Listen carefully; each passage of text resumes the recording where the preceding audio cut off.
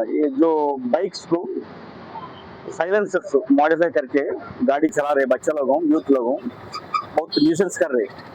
ये लोगों से पब्लिक को बहुत तकलीफ हो जा रहे।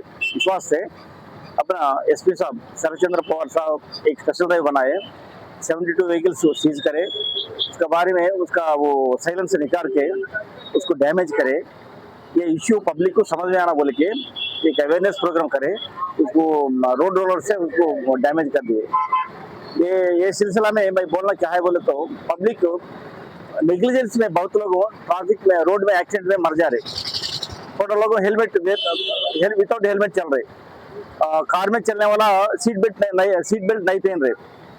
समटाइम कभी कभी रोड क्रॉस कर रहे, जिधर बोलते उधर रोड में क्रॉस करके वो हाईवे में रोड एक्सीडेंट में बहुत लोग पेडेस्ट्रियन से मर जा रहे।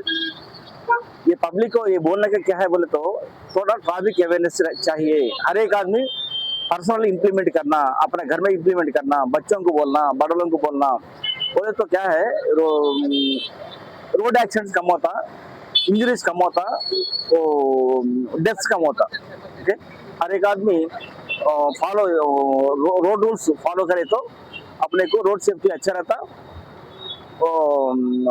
एक्सीडेंट्स कम होता।